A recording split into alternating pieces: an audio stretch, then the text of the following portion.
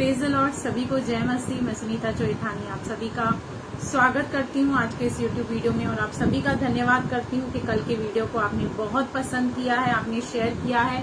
Thank you so much. इसी तरह अगर जो आपको वीडियो के कंटेंट अच्छे लगते हैं तो प्लीज शेयर कीजिए ताकि दूसरों को भी सीखने, जानने, समझने का मौका मिले।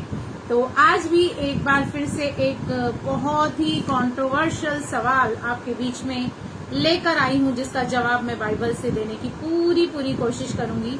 तो वो सवाल है कि क्या विश्वासियों को दहेज लेना चाहिए, क्या उनको डाउरी की मांग करनी चाहिए। और अंत में मैं आपको अपना अनुभव बताऊंगी कि जब मेरी शादी, क्योंकि ऑब्वियसली मसीह में ही हुई है, तो मेरे हस्बैंड ने क्या किया, लिया नहीं लिया, तो वो राज मैं एंड में खोलूंगी, इसलिए आप एंड तक वीडियो में बने रहिए। पर फिलहाल हम देखते हैं कि आज कई बार जब मैं बहुत मसीहों की बातें सुनती हूँ, उनके अनुभव सुनती हूँ, तो मैं देखती हूँ कि उनकी बहुत बड़ी बड़ी डिमांड्स होती हैं लड़कों को लेकर, लड़कियों को लेकर। अब उनको लड़की चाहिए ऐश्वर्या जैसी, खुद चाहे कैसे भी हो, लड़की चाहिए बहुत अच्छी, खुद एजुकेटेड हो या ना हो, लड़की पढ़ी लिखी चाहिए। ठीक है, वो वहां तक तो बात समझ में आती है, लेकिन उसके बाद जब लेन देन की बात आती है तो भी उनकी एक्सपेक्टेशंस बहुत हाई होती है। हमें ये चाहिए, हमें वो चाहिए। अरे भैया, आप फेस्टिवल्स तो हम कुछ करते नहीं है, उनको फेस्टिवल्स नहीं चाहिए, लेकिन फेस्टिवल्स के नाम पे बहुत कुछ उनको चाहिए, गोल्ड चाहिए, ये चाहिए, वो चाहिए, बहुत सारी चीजें चाहिए। तो अगर जी भैया बाइबल के हिसाब से देखोगे तो जितने भी लड़के वाले हैं ना, वो बड़े नुकसान में जाएंगे, क्योंकि बाइबल में दहेज लिया नहीं गया, दिया गया है लड़की वालों को।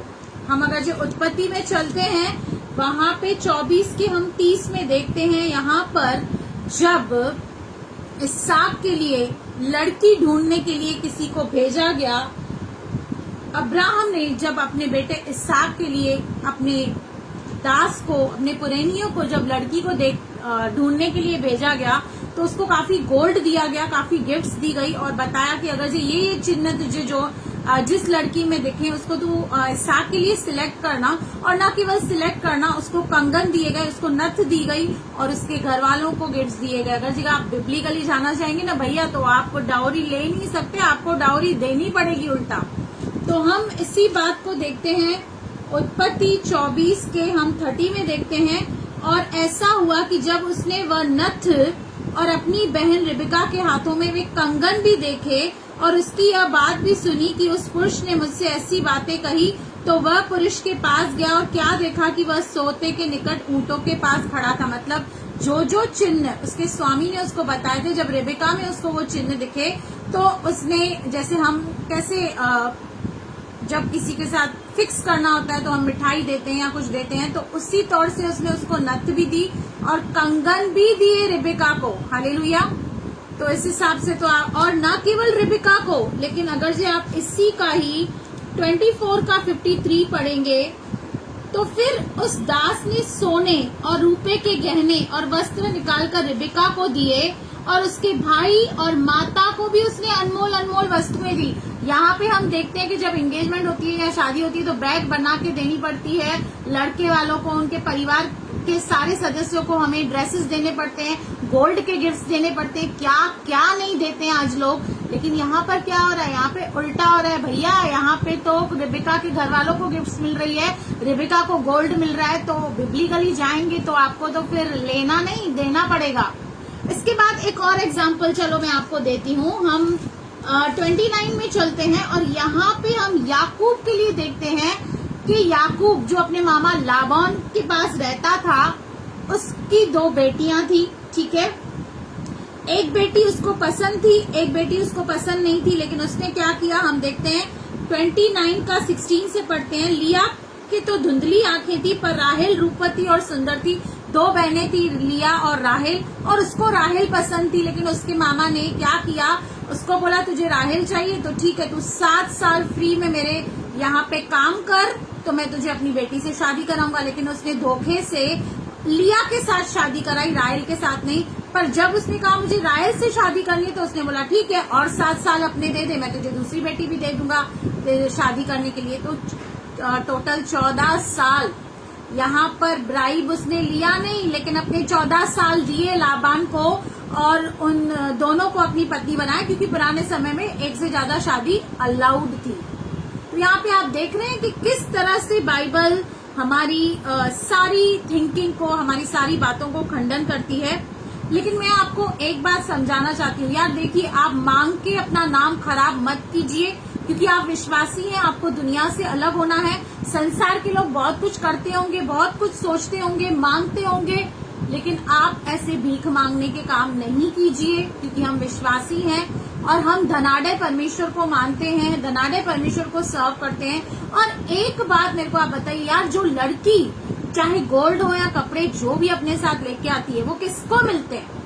Ultimately at the end of the day वो लड़की के ही होते हैं। तो फिर आपको क्या मिल रहा है उसमें? आपको तो कुछ चीजें या खाने पीने की चीजें या और कुछ आपको गिफ्ट्स मिल रहे हैं, आपको क्या मिल रहा है? इसलिए आप उसमें इंटरफेयर करो ही मत कि लड़की को आप क्या दोगे, लड़की को क्या नहीं दोगे, क्योंकि वो at the end of the day लड़की के ही होने वाले हैं, लड़की को ही मिलने वाले हैं, आपको कुछ नहीं मिलने वाला है। क्योंकि मैं जब शादी करके आई तो मेरी मम्मी ने जो मुझे गोल्ड दिया, जो मुझे कपड़े दिए, वो मेरे पास ही रहे। आज तक गोल्ड वो मेरे पास ही है, ना तो मुझसे किसी ने लिया, ना तो मुझे किसी को देना पड़ा।